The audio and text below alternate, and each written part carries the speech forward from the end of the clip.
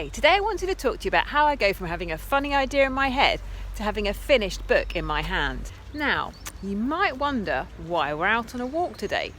Well, this is because this is where my writing process often starts. It's rare for me to come up with ideas for my stories while I'm sitting at my computer. I usually come up with stuff while I'm out for a walk, I'm doing the shopping, I'm watching TV, or I'm sitting on the loo. Basically, I find my best ideas come when I least expect them. Now, once I've had my idea, that's when it's time to head back to my desk and work out whether it's really as brilliant as I think it is.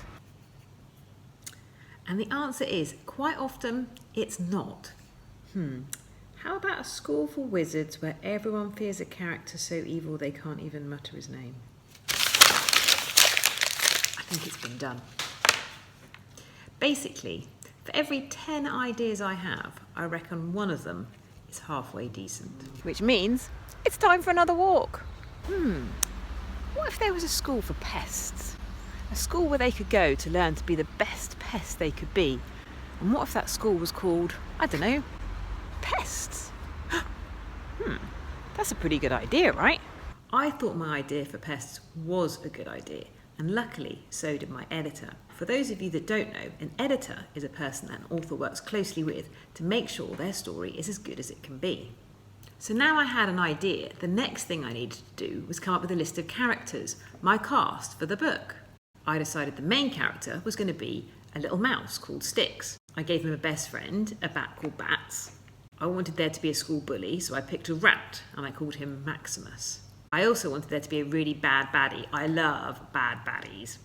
So I picked a cockroach and I called him Professor Armageddon, which I think you'll agree is a pretty bad name. Once I'd worked out who was going to be in my book, I needed to figure out what was going to happen to them. I needed to work out a story, and to do that, I first needed to create a story arc. Now, I use a story clock like this one. I found it somewhere called plotdevices.com. Here we have Act 1, Act 2 and Act 3. Then you put all your action points around the outside. You can then use this to work out whether your story works properly or not.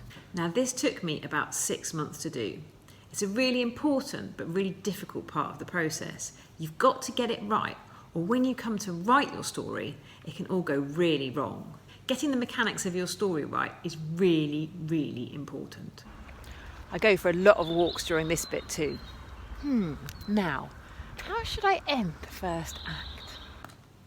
Finally, after a lot of hard work, I had a synopsis that me and my editor were really happy with, and now it was time to turn it into a story. So next, I got out a notepad and a pencil. I never go straight to writing on my computer. Instead, in here, I create what I call a rough draft. Once I'd written 4 or 5 chapters in here, then I went to my computer and I wrote it up. And at this point, then I would tweak bits of the story or maybe embellish things that I'd written. I continued scribbling and writing for about 4 months until I'd filled up 2 whole notebooks. Job done?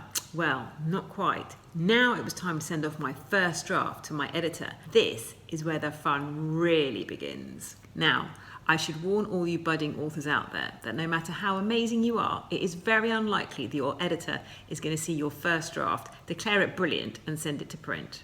It can take many, many drafts to get your work to a place where your editor and your publisher are happy. For example, Pests, I think took me 5 full drafts to get there. The first changes that I had to make were so fundamentally huge that it took me 6 weeks working day and night to get them done. In total, from having the initial idea for Pests to having this book in my hand, took about 2 years. And you know what I've got to do now?